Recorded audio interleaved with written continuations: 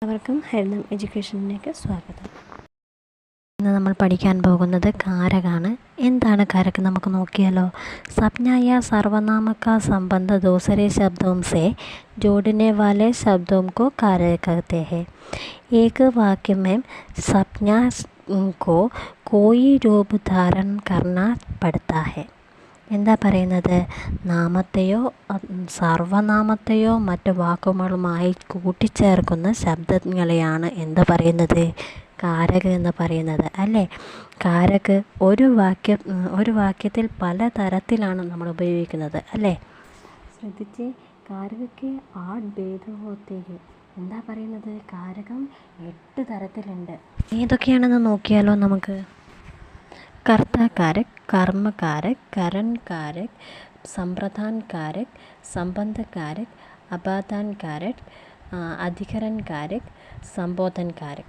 ഇനി നമുക്ക് കർത്താ കാരക് എന്താണെന്ന് നോക്കിയാലോ. കർത്താ കാ പ്രമുഖത ദേനെ വാല കാരക കർത്താ കാരകർത്താ ഹെ. എന്താണ് പറയുന്നത്, കർത്താവിന് പ്രാധാന്യം നൽകുന്ന കാരകാണെന്ത്, കർത്താ കാരക് അല്ലേ. ഇനി ശ്രദ്ധിച്ചോളെ. इसका विभिन्न प्रत्यय है ने प्रत्यय का कोई विशेष अर्थ नहीं है. എന്താണ് ഇവിടെ പറയുന്നത്, ഇതിൻ്റെ വിഭക്തി പ്രത്യയം നേ ആണ്. പിന്നെയോ നേക്ക് പ്രത്യേകിച്ച് എന്തില്ല, ഒരു അർത്ഥമില്ല അല്ലേ. പിന്നെ എന്തൊക്കെയാണ് ഇതിൽ പറയുന്നത്, भूतकाल के पहले 4 भूतकालों में अर्थात सामान्य भूतकाल, आसन्न भूतकाल, संदिग्ध भूतकाल और पूर्व भूतकाल में सकर्मक क्रिया का प्रयोग वाक्य में आते समय कर्ता के साथ ने प्रत्यय जोड़ने से क्रिया कर्म के लिंग वचनानुसार बतलाती है.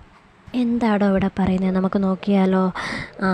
ഭൂതകാലത്തിലെ ആദ്യത്തെ 4 കാലങ്ങളായ സാമാന്യ ഭൂതകാൽ, ആസന്ന ഭൂതകാൽ, സന്ദിഗ്ധ ഭൂതകാൽ, പൂർണ്ണ ഭൂതകാൽ എന്നിവയിൽ സകർമ്മക ക്രിയ വരുമ്പോൾ കർത്താവിനോടു കൂടി നേ പ്രത്യയം ചേരുന്നു. പിന്നെയോ കർത്താവിനോടു കൂടി നേ പ്രത്യയം ചേർത്തു കഴിഞ്ഞാൽ ക്രിയ കർമ്മത്തിൻ്റെ ലിംഗവചനാനുസരിച്ച് മാറുന്നുണ്ട് അല്ലേ. ഇനി നമുക്ക് ഉദാഹരണം നോക്കിക്കേ. അധ്യാപകനെ പാഠപഠാം. അധ്യാപകൻ പാഠം വായിച്ചു. യഹാം പാഠ പുല്ലിംഗ ഏകവചൻ ഹോനെ കെ കാരൻ ക്രിയ പഠാ ഹോ ഗയി. എന്താണ് പറയുന്നത്, ഇവിടെ പാഠം എന്ന കർമ്മം പുല്ലിംഗ ഏകവചനമായതുകൊണ്ട് ക്രിയയും പുല്ലിംഗ ഏകവചനത്തിൽ പഠ എന്നായി. ശരി, നമുക്ക് അടുത്ത ഉദാഹരണം നോക്കാം.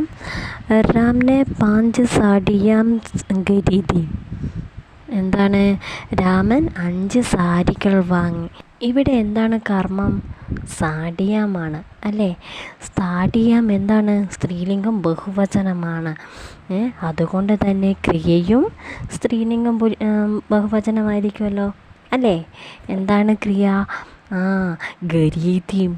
അപ്പോൾ നമ്മുടെ ഈ ഉദാഹരണം എന്താണ്, സ്ത്രീലിംഗം ബഹുവചനമാണ്. ശരി, അടുത്ത ഉദാഹരണം എന്താ പറയുന്നത് നോക്കിക്കേ. മേനെ തസ്വീർ ബേജി. എന്താണ്, സ്ത്രീലിംഗം ഏകവചനമാണ് അല്ലേ. പിന്നെ അടുത്തതോ, ഗോപാലിനെ 4 ഘോഡെ ദേഖേ. ഗോപാലൻ 4 കുതിരകളെ കണ്ടു അല്ലേ. അപ്പോൾ എന്താ വരുന്നത്, പുല്ലിംഗം ബഹുവചനമാണ് അല്ലേ. ഇനി നമുക്കത് അടുത്തതിലേക്ക് പോകാം. ശ്രദ്ധിച്ചോളെ. കഭി കഭി ने विभक्ति प्रत्यय के बिना भी कर्ता काव्य का प्रयोग होता है. എന്താ പറയുന്നത്, ചിലപ്പോൾ വിഭക്തി പ്രത്യയം കൂടാതെയും നിർദ്ദേശിക വിഭക്തി പ്രയോഗിക്കേണ്ടി വരും. നിർദ്ദേശകം അത് ശ്രദ്ധിച്ചോളെ. ശരി, നമുക്ക് കുറച്ച് ഉദാഹരണങ്ങളിലൂടെ നോക്കാം. കൃഷ്ണ അർജുന കോ ഗീത സുനാ രഹി തി. കൃഷ്ണൻ അർജുനനെ ഗീത ഉപദേശിച്ച് നൽകുകയാണ് അല്ലേ. നമ്മളിപ്പോൾ പഠിച്ചതേയുള്ളൂ.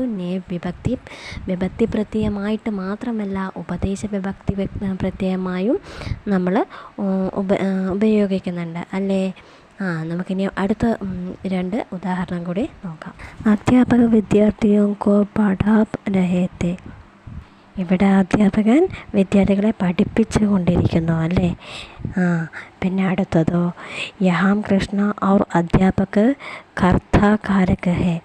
ഇവിടെ കൃഷ്ണനും അധ്യാപകനും ഇവർ എന്താണ്, നിർദ്ദേശക വിഭക്തികളാണ് അല്ലേ. രണ്ടുപേരും എന്താണ് ചെയ്യുന്നത്, പഠിപ്പിക്കുകയാണ്, നിർദ്ദേശകങ്ങൾ നൽകുകയാണ് ചെയ്യുന്നത് കുട്ടികൾക്ക് അല്ലെങ്കിൽ അർജുനന് അല്ലേ. ശരി, ഇനി നമുക്ക് അടുത്ത ക്ലാസ്സുകളുമായി വീണ്ടും കാണാം. അപ്പോൾ കർത്താകാരകം ഇവിടെ അവസാനിച്ചിരിക്കുകയാണ്. ഇനി അടുത്ത ക്ലാസ് അടുത്ത വീഡിയോയിലൂടെ കാണാം. ലൈക്ക് ചെയ്യുക, ഷെയർ ചെയ്യുക, സബ്സ്ക്രൈബ് ചെയ്യുക. നിങ്ങളുടെ അഭിപ്രായങ്ങൾ കമൻറ്റിലൂടെ അറിയിക്കുക.